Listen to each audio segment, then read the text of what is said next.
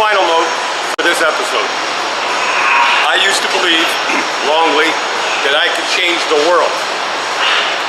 Now, a lot of people would say, yes, you can. Anybody can change the world. I agree. Here's my definition of changing the world.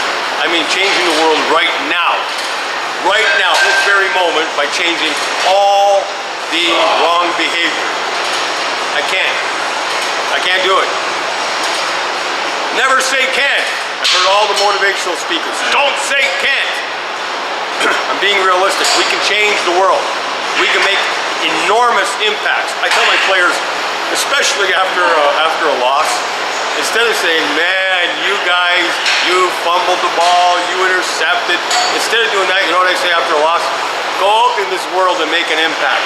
Go out in this world, please, and make an impact.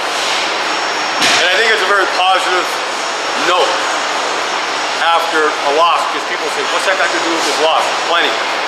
Just because you lost here today does not matter. It matters only being able to learn from it. If you don't learn from it, then it matters. This whole thing was a waste. Go out and make a positive impact on this world. Let me finish this episode. I got a little off track there. Technically, I did get off track because I just proved my own point. I can't change the world right now at this football practice.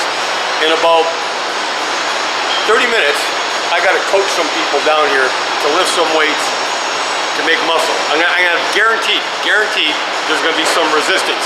No pun intended. Of course there's gonna be resistance. The act of lifting weights is resistance training. The more resistance, the better. I'm talking about mind resistance, psychological resistance. People in this team who I'm going to be training down here, that I'm going to be coaching, there's going to be some resistance to what is absolutely necessary during that workout. It may not be a lot, but there will be some resistance. Now, if it's not a lot resistance, I can change that. Any strength coach can. Any coach can change a manageable amount of resistance and conflict at any given moment. And what I'm talking about is the deep-rooted kind, the evil kind. The people I'm going to be coaching here tonight, they're not evil. I'm going to fix that. No bragging, I'm going to fix it tonight.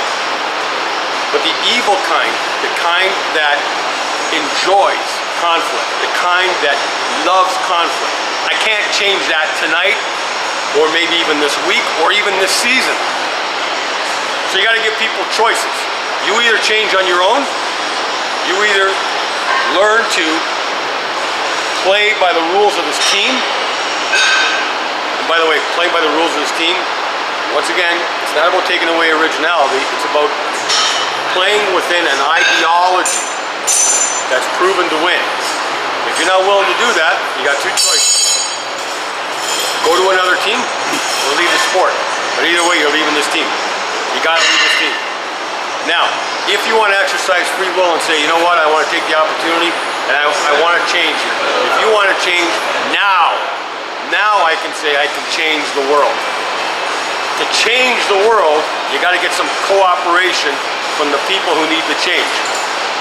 Now, what I try to do is, no coach is perfect, I'm far from perfect. I got to make sure that I don't contribute to the stress and the conflict on this team.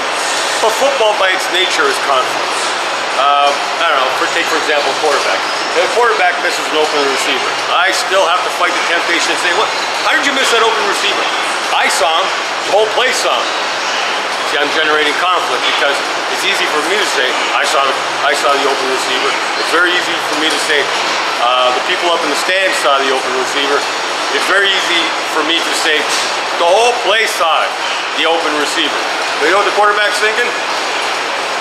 It's needless conflict right now because none of you were the guy who was being chased down by hostile defenders and were under the intense pressure and scrutiny and were on the same level playing field because no wonder everybody saw the open receiver, they had a better view.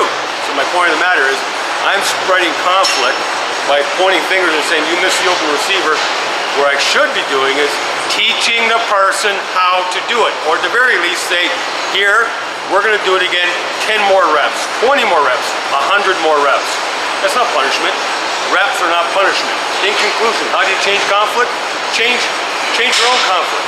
Instead of spewing out conflict, just saying, let's do this again, and let's do it better, and let's practice it more. Let's increase the reps. Those who enjoy conflict, in conclusion, will destroy your team. They'll destroy it. Conflict builders are psychological invaders who will tear down everything positive that you're trying to build on your team. To be continued.